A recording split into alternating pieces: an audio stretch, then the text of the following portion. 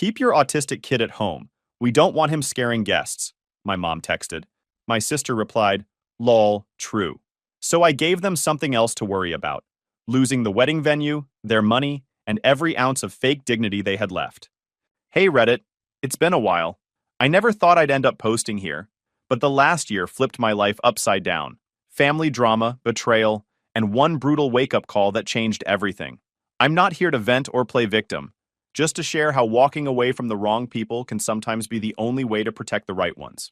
Ethan, 29 male, a single dad, and an esthetician. Yeah, skincare, facials, treatments, the whole thing. I'm good at what I do, and it pays the bills. I've got a 10-year-old son named Kevin, and he's my whole world. He's autistic, smart as hell, and funnier than most adults I know. Life wasn't always just me and him. When I was 22, my dad passed away. He was the kind of man everyone respected, steady, calm, and good at fixing things. His last words to me were burned into my head. Take care of your mom and your sisters. I took that seriously, maybe too seriously. After he was gone, it felt like the family shifted overnight. My mom, Janice, started treating me less like a son and more like a utility. My sisters, Bella and Nancy, leaned into it. I became the go-to guy for everything. Broken car? Ethan will fix it. Late bill? Ethan will cover it. Some guy dumped them? Ethan will talk to him. For years I went along with it. I thought I was honoring my dad's words. What I didn't realize was that I was raising 3 grown adults who didn't respect me, or anyone who couldn't serve their interests. Then Bella got engaged. That's when things hit a new level of stupid. Bella's fiancé, Nathan, came from money. His family was one of those upper-middle-class types that brag about owning properties like they built them themselves. There was a deal between them. His parents would cover everything: house, furniture, honeymoon, even part of the reception. But Bella had to handle the venue. It was supposed to be her contribution, proof that she could be responsible. Problem was, Bella couldn't be responsible if her life depended on it. She didn't have a job, had blown through her last credit card, and still acted like a celebrity. So, guess who she called? Ethan, it's just a small favor, she said months ago. Voice sugary sweet. You're the only one I trust with this stuff. Next thing I knew, my card was down for a $3,000 deposit on a fancy garden venue. Under my name. I told myself it was fine. Family, right? I handled the meetings, the paperwork, even the coordination. Bella and my mom skipped every appointment, claiming they were too busy. Fast forward to last week. I was in the middle of restocking supplies at work when my phone buzzed. The family group chat. I opened it, expecting something about the wedding schedule. Instead, I read this. Don't come to the wedding. You and Kevin make things awkward. The groom's family are important people. We don't want them thinking autism runs in the family. Also, we don't want him scaring guests. I reread it 3 times. It was from my mom. My chest tightened for a second, not out of sadness, but disbelief. Kevin? The sweetest kid in the world? The one who calls her Nana Janny every time we visit? I stared at the message. My hands felt hot. Then, as if that wasn't enough, Bella replied with a laughing emoji. Nancy followed with another. Mom's just being honest, LL. That was it. No one saw the problem. I sat back in my chair, rubbing my jaw, trying not to laugh. They actually thought this was normal. That cutting me out was okay. That excluding my then 9-year-old because of autism was practical. The more I thought about it, the more it clicked. They'd never seen me or Kevin as equals, just tools. I'd been footing their bills for years. Without me, half of Bella's wedding wouldn't even exist.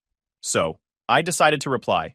Not angry, not emotional, just facts. Then you don't need my card for the venue. No emojis, no explanation. Just that. I hit send, put my phone face down, and went back to organizing my workstation like nothing happened. It didn't take long. The chat started lighting up again. A flood of messages popping up on the screen. Bella sent another laughing emoji, then some GIF of a woman rolling her eyes, like none of this mattered. Then my mom wrote, "We'll figure something out. Don't make drama." Drama. That was her word for everything she didn't want to take responsibility for. I just stared at it. They really thought I'd still show up, maybe even still pay for things out of guilt. But something in me shifted right then. A clean break, like a switch flipping off. I thought about my dad. I thought about that promise. Take care of your mom and sisters. Maybe I did that part too literally, because what he didn't say was, at the cost of yourself. I wasn't sad, just clear. Because if my own mother could text me that my son was an embarrassment, then I finally understood my role in this family. I wasn't their brother, son, or uncle. I was just their wallet with a last name. By Monday morning, I'd decided to mentally check out. I was done. I was done waiting for them to act human. I'd promised my dad I'd take care of the family, but that didn't mean letting them turn me into their personal ATM machine. Around noon, I got a call from an unknown number. I almost let it ring out, but something made me pick up. "Hi, is this Ethan Reed?" a woman asked. Her voice sounded familiar. "Yeah, who's this?" "This is Lydia from Garden View Events. You booked our venue for October 19th? My stomach tightened. "Yeah, that's me. What's going on?" She hesitated. "Well, someone from your party, a Janice, tried to process the final payment this morning, but it was declined. Since you're the primary on the contract, I just wanted to confirm the next steps with you." I leaned back in my chair, almost laughing. Of course. My mom was still trying to handle it behind my back, like she hadn't told me to stay home from the wedding 3 days ago. I kept my voice calm. "Just to clarify, the account and contract are under my name, right?" "Yes, sir," she said. "You're the legal client on file." "Good," I replied. "Then if I wanted to cancel the event completely, could I?" She paused for a few seconds, probably wondering what kind of drama she'd just stepped into. "Technically, yes. Since the payments and signatures are yours, you can cancel at any time. There'd be a small fee, but most of your deposit would be refunded or credited toward another event." That was all I needed to hear. "Then let's cancel it." There was silence. Then she said softly, "Are you sure?" "Absolutely," I said, "and I'd like to rebook that same date for a private birthday event." I could almost hear the relief in her voice. "We can do that for you." By the time I hung up, it was done. Bella's wedding venue, gone, replaced with Kevin's 10th birthday party. I don't think I've smiled that wide in months. That evening, after I closed the clinic, I stopped by a small party store. I texted Kevin's teacher to invite his classmates, a few friends from his therapy group, and booked a simple caterer. For the first time, I wasn't paying for someone else's illusion. I was doing something that made my son happy. A few hours later, the group chat started buzzing. Bella was the first one to panic. "Why did the venue say the booking's been canceled?" Nancy chimed in right after. "Mom's freaking out. They said the account owner requested it." "Was that you?" Then silence for a few minutes. Bella again. "What's going on, Ethan?" "This isn't funny." I didn't reply. I just put my phone on silent and kept figuring out decorations in the kitchen. Kevin came in, holding scissors, trying to cut balloon strings. "Dad, are we really having my party at the garden place?" he asked. "Yep," I said, taping up a green streamer. "It's yours now." He grinned. "Can I invite Miss Kelly?" "Of course," I said. "She's probably the only one there who won't judge my balloon skills." While he giggled, my phone buzzed again. This time it was a text from Hunter, my stepdad. "Your mom's losing her mind." Bella, too. They found out about the cancellation. "I just want you to know I get it. You've done more for them than anyone. You don't deserve this." I sat down and stared at his message for a while. Hunter had always been the quiet type. Not confrontational, just steady. He was the only man in that house who'd ever treated me like I mattered. I texted back, "Appreciate it, Hunter. I'm done being the family's emergency fund." He replied almost instantly, "Good. About time. They need to learn that actions have consequences. I'll try to keep the peace here, but it's ugly. Don't waste your breath," I wrote. They made their choice. The next morning, I got one more call from the venue. Lydia again. "Just confirming everything's set for Kevin's party," she said. "We applied your deposit credit to the new booking, and everything looks good." "Perfect," I told her. Then she hesitated. "By the way, I got a call earlier. A woman tried to rebook the same day under a different name. She sounded determined." I didn't confirm anything, of course. I couldn't help laughing. "Let me guess. Janice?" She chuckled awkwardly. "Yeah. How'd you know?" "Lucky guess," I said. "Thanks for the heads up." After that, I turned off my phone for the day. I didn't want to see any more messages. I spent the rest of the week prepping for Kevin's birthday instead, ordering a custom cake, and booking a magician he liked from a local therapy event. While my sisters were probably running around trying to find another venue, I was out buying dinosaur napkins with Kevin, and it felt right. Every dollar I spent that week was a dollar that actually meant something. I didn't feel guilt anymore. I felt free. By Friday, the group chat had gone silent. No more memes, no more laughing emojis. Just nothing. They still hadn't contacted me directly. No apologies, no explanations, just silence. I didn't need to hear from them anyway, because for the first time in my life, the money I spent didn't buy resentment or fake gratitude. It bought happiness. For me, and for my kid. And that was worth every penny. The silence lasted exactly a couple days before everything went nuclear. Hunter called me first. I was in my treatment room, cleaning up after a facial client when my phone started buzzing. I almost ignored it, but when I saw his name, I answered. Hey, you good? I asked. He sighed like he'd been holding it in for hours. Not really. Your mom's been screaming since this morning. Bella's having a full meltdown, and Nancy's crying every 5 minutes. I wiped down the counter and leaned against it. Sounds peaceful. He chuckled, but it was the tired kind. She's saying you embarrassed the family, Ethan. That you jeopardized Bella's future with the groom's family. Her words, not mine. Of course she'd say that. Everything was always about appearances with her. Yeah, because I'm the problem. Not the part where she banned her own grandson from a wedding. She doesn't see it that way, he said quietly. She's convinced this was some power move on your part. She's calling everyone trying to spin it as you being unstable and vindictive. I rolled my eyes. Classic. So what's Bella saying? She's blaming you for ruining her deal. You remember that arrangement she had with the groom's parents? Yeah, I said. The one where they'd buy her a house if she paid for the venue. Right. Well, they found out she didn't actually pay for the venue. She told them it was under your name for technical reasons. They're furious. She's trying to fix it, but she doesn't have the money and they're threatening to call the whole thing off. That one actually made me laugh out loud. Guess she should have thought about that before sending me laughing emojis. Hunter was quiet for a moment. Then he said, I know you've got every reason to wash your hands of them, but I just wanted to warn you. Things are ugly. Your mom's not herself. She hasn't been herself in 10 years, I said. And Hunter, I'm done being their backup plan. I'm not coming to fix anything. He sighed again. Honestly, I think that's the smartest thing you've ever said to me. We hung up after that, and I went back to work like nothing happened. My clients noticed I seemed relaxed that week. They had no idea it was because I'd finally stopped caring. Then, 3 days later, Hunter texted me again. Ethan, you need to see this. Attached was a link. At first, I thought it was a news article or some Facebook post. But when I opened it, my stomach dropped. It was a fundraiser. A public campaign on a donation site. The title read, Help Kevin get the therapy he deserves. I scrolled down, and it got worse. There was a photo of Kevin, one from when he was 5, wearing his headphones and holding a toy truck. Underneath, there was a story written like a pity ad. Single father struggling to afford treatment for his autistic son. Kevin is a bright, sweet boy who just needs consistent care. Every donation helps this family find hope again. The kicker? The contact name on the page was Janice Reed. And the bank account for donations? Hers. My jaw clenched so hard I heard it pop. I called Hunter immediately. Please tell me this is fake. He sounded hesitant. I wish I could. Nancy helped her set it up. They said it's for Kevin's benefit, but they didn't even tell you. I found it scrolling through Facebook. I sat there at my kitchen table, staring at my laptop screen, watching donation notifications pop up. $10, $20, $50. From strangers who thought they were helping a struggling dad. I called my mom. She picked up on the second ring, voice fake, cheerful. Ethan, finally! I was going to call you later. What the hell is that fundraiser? I cut her off. She paused. Oh, that. Isn't it wonderful? Nancy helped me make it. People are already donating. You used Kevin's picture, I said, my voice flat. You wrote lies about me. You're collecting money under your own name. Her tone hardened. Don't be so dramatic. It's for Kevin. We're just trying to help. If it was for Kevin, it wouldn't have your bank account attached to it, I snapped. You should be thankful, she shot back. People want to support you. You act like we're stealing.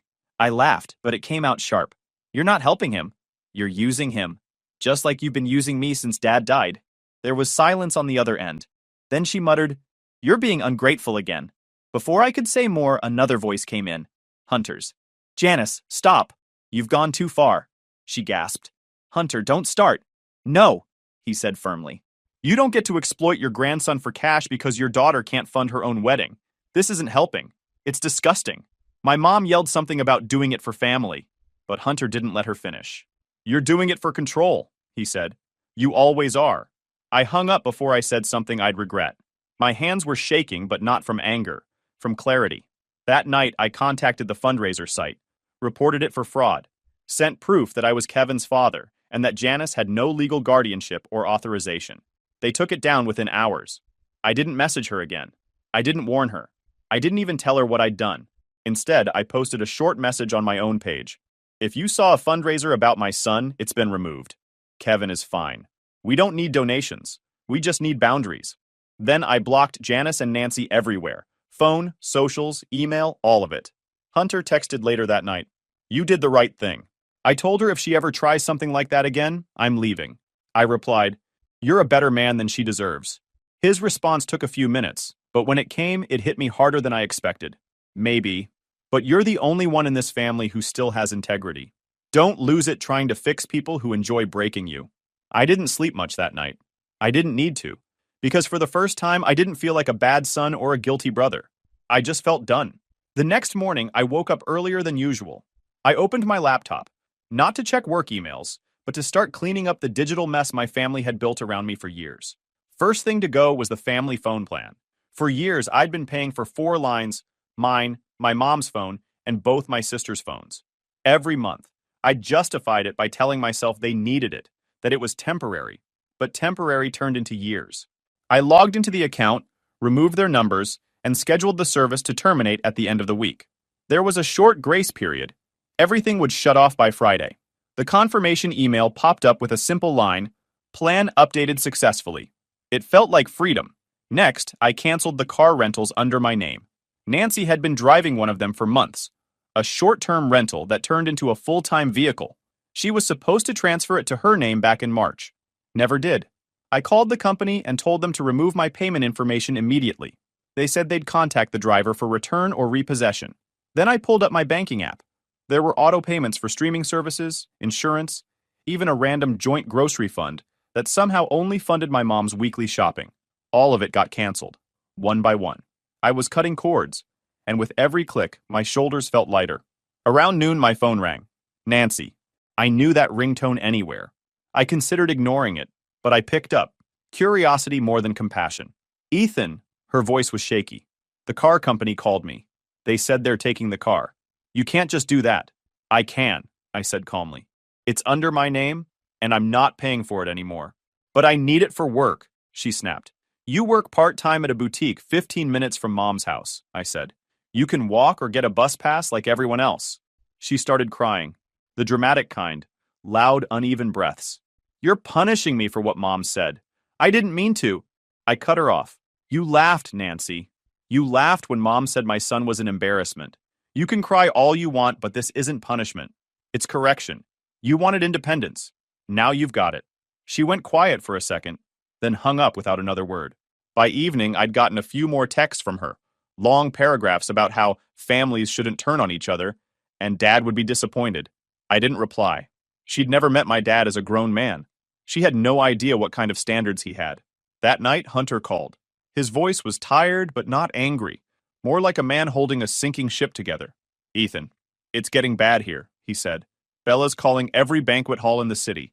She found one, cheap, small, middle of the week, and she's trying to make it sound classy. She keeps saying it's an intimate celebration. I laughed quietly. That's one way to describe desperation. She's losing her mind, he continued. Your mom's pacing around blaming everyone but herself. The groom's family won't answer her calls. I told them not to expect me to bail them out again, but you know how that goes.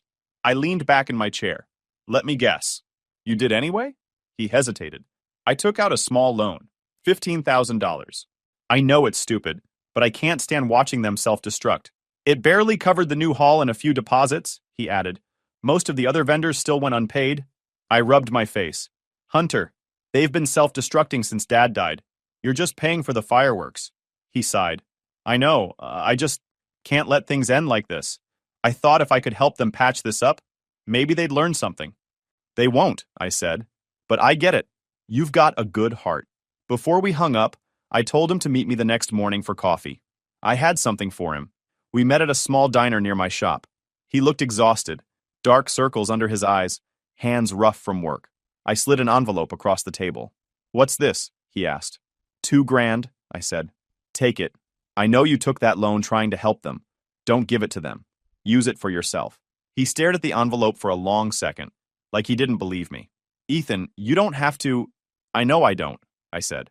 But you're the only one who ever actually tried to do the right thing. I'm not rewarding them. I'm thanking you. He finally took it, pressing the envelope between his hands like it was something fragile. You know they'll find out. Let them, I said. They'll twist it into something anyway. He smiled faintly. You're turning into your dad, you know. and I looked out the window where the morning sun was hitting the parked cars just right. Nah, I said. I'm just finally acting like he raised me too. We finished our coffee, talked a bit about Kevin's upcoming birthday party, and then went our separate ways. When I got home, Kevin was sitting on the floor surrounded by wrapping paper scraps and balloons. He looked up and said, "Dad, are you happy today?" I smiled. "Yeah, bud. I think I finally am." For the first time, there was no guilt behind those words. No dread waiting to hit. Just peace. That's what it felt like waking up on Kevin's birthday. No alarms, no missed calls from Mom, no chaos. We got ready early for his party at the garden venue. Same place Bella was supposed to have her big day. The irony didn't escape me. When we got there, the staff greeted us with smiles instead of panic. Around noon, I checked my phone for the first time. Dozens of unread messages from Nancy and Mom, all grouped under one thread. The first few were emotional, the next few were angry, and the last ones looked desperate. "You're ruining Bella's life. You should have just stayed quiet. You'll regret this when she's married into money." I didn't reply.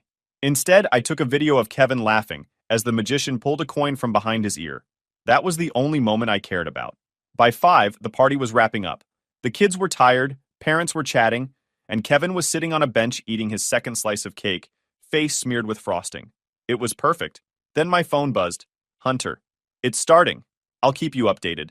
I almost forgot the wedding was that evening, at a budget banquet hall outside town, the kind of place you rent for baby showers and karaoke nights, not the event of the year, as Mom used to call it. I didn't ask for updates, but 20 minutes later, the first photo came through. The hall looked smaller than a high school gym. Beige walls, folding chairs, tacky fake roses strung along plastic tablecloths. Half the tables were empty. Then came a short video. Bella walking down the aisle, smiling too hard, holding fake flowers. The groom's face said everything. Polite, detached, like a man checking out of a bad investment. I watched it once and then put the phone down. About an hour later, my phone buzzed again. Hunter again, but this time, no photos. Just, "You're not going to believe this." I leaned against the car, texting back, "Try me." It took a minute for the next message to come through, but when it did, it was chaos in text form. "Some guy showed up during the reception. Says he's been seeing Bella. Showed messages. Photos. The groom's family lost it. It's a total disaster." I stared at my phone, jaw tightening. On the drive back, I could almost picture it. Bella's dramatic gasp, Mom clutching her pearls, Nancy trying to play peacemaker, while the groom's parents demanded answers. By the time we got home, another text came through from Hunter. The guy had screenshots. Real ones. She'd been seeing him for months. Said she promised him she'd call off the wedding after she got what she needed from the groom's family. I sat down on the couch, laughing under my breath.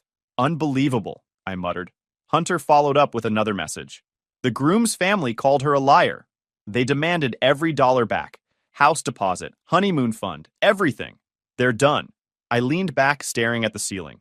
Of course they did. You can only sell a lie for so long before it catches up. I didn't reply right away. Then I finally typed my response. Mom was worried Kevin would embarrass them. Guess they didn't need him for that. They handled it just fine. Hunter texted back with a simple, "You're not wrong." For the rest of the night, I ignored the nonstop buzzing of my phone. The next morning, Hunter sent the final update. "It's over. The groom's family pulled all their money, demanding reimbursement. House deal canceled. Honeymoon gone. Wedding gift fund locked. They're broke." I sat there for a while, thinking about how poetic it all was. They had everything handed to them. Money, opportunity, a chance to look respectable, and still managed to implode. They didn't need my help destroying themselves. They were perfectly capable of doing it alone. And honestly, it was about time they learned what life looked like without me cleaning up their messes. It didn't take long for reality to hit them. Within 2 weeks of the ruined wedding, the cracks started showing. Bella was broke. The groom's family had pulled everything. The house, the honeymoon, the furniture order. Everything she bragged about vanished overnight. Nancy was in debt up to her neck, trying to keep up with bills she used to quietly forward to me. And Mom's reputation? Burned to the ground. People talk fast in small towns. Vendors who didn't get paid started venting online, and word spread about how the Reeds scammed their own son and got exposed. Every lie they'd told to look important came back 10 times louder. I didn't gloat, didn't even respond when distant cousins started sending, "Did you hear?" texts. I didn't need to. For the first time, silence worked in my favor. But they didn't stay silent for long. The first message came from Nancy. Hey, Ethan. I know things got weird, but I'm really struggling right now. My credit card's maxed out and I can't make rent. Could you just help me this once? I'll pay you back. I read it, locked my phone, and kept working. My next client came in for a facial, and I smiled like nothing happened, because nothing did happen. A few days later, Bella messaged me on Facebook of all places. You don't understand what I'm going through. Everything fell apart. Nathan's family froze the accounts and wants legal action. Please, just a little help until I get back on my feet. The woman who laughed at me for being an embarrassment was now asking for financial support. The irony wasn't lost on me. I didn't reply to her either. Then Mom texted, I know you're mad, but this is still your family. Bella made a mistake, but she's your sister. You've made your point, Ethan. It's time to move forward. What would your dad think?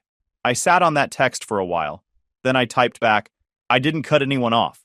I just stopped funding my own disrespect. And my dad would be proud of what I've done. No emoji, no period. Just the truth. She didn't respond. That week, Hunter called me again. He sounded different this time. Lighter somehow. You got a minute? He asked. Always, I said. I moved out, he said flatly. Finally did it. I leaned back in my chair. Good for you. About time. He laughed quietly. Yeah, I rented a small place near downtown. Just me, a couch, and a coffee maker. Feels weird, but peaceful. Peaceful's better than miserable, I said. He chuckled. You really are done, huh? Completely. There was a short pause before he said, I wanted you to know something. I updated my insurance policy this week. Added you as a secondary beneficiary. I blinked. Hunter? You didn't have to do that. I did, he said firmly. You're the only one who ever acted like family. You helped me move when your mom wouldn't even lift a box. You paid for things you shouldn't have had to. You've done enough for people who never said thank you. So, yeah, you're getting it. I didn't know what to say for a moment. I appreciate it, I finally said. But you know I didn't help you for that. I know, he said. That's exactly why you deserve it. We talked a while longer. He told me how rested he felt after he left, how Mom called him 6 times in one night crying, saying he was choosing Ethan over his real family. He told her maybe that's because I acted like one. That night, I got one more text from Mom. Your sisters are struggling. Nancy might lose her job. Bella is depressed. I hope you're happy. I typed back, I'm not happy about it. But I warned all of you a long time ago. Actions have consequences. She didn't reply again. Weeks passed. My business picked up. Kevin was doing better at school, starting to make friends and even volunteering to help other kids during group activities. His therapist said he was opening up more, smiling more. That alone made every ounce of stress worth it. One Saturday morning, I was closing up the clinic when Hunter stopped by. He looked rested for once. He handed me a small envelope. Don't freak out, he said. It's just a thank you note. Inside was a card that read, You broke the cycle. That was it. 4 words. But they hit harder than anything my mom ever said in her life. We grabbed lunch afterward, talked about Kevin, about his new place, about how weird it felt not being wrapped up in the Reed family drama. He told me he was dating again. Someone kind, someone quiet. I was genuinely happy for him. Feels strange, doesn't it? He said as we walked out. Being free after living in chaos for so long. Yeah, I said, smiling. But strange is not bad. He nodded. You finally get to live your own life. No more babysitting grown adults. Exactly, I said. I gave them every chance to change.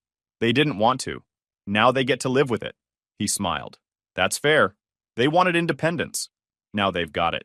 When I got home that evening, Kevin ran to the door holding a piece of paper. Dad, I drew us, he said proudly. It was him, me, and our little apartment with a sun over it that said, Happy Home. I hung it on the fridge. That night, I looked at it again and thought about how everything started. A promise to take care of my family. A promise I kept until they mistook it for obligation. Now, I finally understood what my dad meant when he said, take care of them. He didn't mean to carry them. He meant protect what mattered and walk away when it didn't. For the first time in years, I didn't feel bitter. I didn't feel angry. Just free. Months went by after the wedding fallout, and my life started to look normal again. Kevin was doing great in therapy, and our days finally had rhythm. Just peace and purpose. That's when I met her. Her name was Laura. She worked at the bakery next door to my shop. We started off talking casually. She'd come by for skincare advice, and I'd grab a muffin every morning as an excuse to see her. She wasn't flashy or dramatic, just real. The first time she met Kevin, He surprised me by walking right up to her and saying, "You smell like pancakes." She laughed instead of freezing up or making it awkward. From that moment, he liked her. And honestly, so did I. It wasn't instant fireworks. It was slow, calm, easy, the kind of connection you don't have to fight for. She asked questions about Kevin without pity in her tone, and she treated him like a kid, not a diagnosis. That alone told me everything. For the first time in years, my world wasn't about fixing anyone else's problems. It was about building something stable for me and my kid. Then, one Sunday afternoon, I heard a knock on the door. I wasn't expecting anyone. Kevin was in his room drawing, Laura had just left after lunch, and the knock had that slow, hesitant rhythm that made me instantly uneasy. When I opened the door, my mom was standing there. Janice looked older, not just tired, worn down. She had that forced smile people wear when they know they're walking into a conversation they might not survive. "Hi, Ethan," she said softly. "Can we talk?" I let her in, not because I wanted to, but because I needed to end this the right way. She stood in the living room looking around, her eyes landing on Kevin's drawings taped to the wall. "This place feels nice," she said quietly. "You've done well." I just nodded. "What do you need, Mom?" She took a shaky breath. "I came to say I'm sorry. For everything. The wedding, the fundraiser, the way I talked about Kevin. I lost myself, Ethan. I was trying to hold everything together, and I ended up pushing away the only person who ever actually did. I didn't say anything. I let her keep talking. I miss you," she whispered. "And I miss Kevin. He's growing up, and I've missed it all." I sighed. "You have," I said. "But you didn't just miss it. You chose to." She winced. "I know. I just want to make things right." I shook my head. "You can't fix it, Mom. You can only respect what's left. And what's left is boundaries. I'm not angry anymore, but I'm not letting you in the way you expect. I'm protecting Kevin. And myself. That's all." Her eyes watered. "So you're never coming back?" "I'm not coming back to that version of us," I said. "I hope you get better. I really do. But I'm not going to let you drag me there again."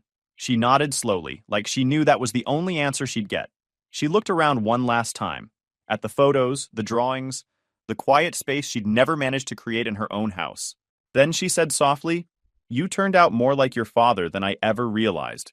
I didn't know if she meant it as a compliment, but I took it as one. She left without another word. That evening, as the sun went down, I got a call from Hunter. He sounded happier than I'd ever heard him. "You busy next weekend?" he asked. "Not really." "Why?" He laughed. "Because I'm getting married." I sat up straight. "Wait, seriously?" "Yeah," he said. "Her name's Ellen. She's incredible. And I want you and Kevin there. Your family, Ethan. Always will be." For a second, I didn't know what to say. Then I smiled. "We'll be there." Kevin overheard me and came running in. "Are we going to a wedding?" "Yeah, buddy," I said, ruffling his hair. "But this time, it's one we actually want to go to." He grinned. "Can I wear my dinosaur tie?" "Absolutely," I said. That night, after Kevin went to bed, I sat on the couch thinking about how far we'd come, from chaos and guilt to quiet peace. I didn't have to fix anyone anymore. I didn't have to beg for love or buy respect. I just had my kid, my work, and a small circle of people who actually cared. And that was enough. YouTube just dropped this new hype feature. If you're hooked on this story, smash that hype button.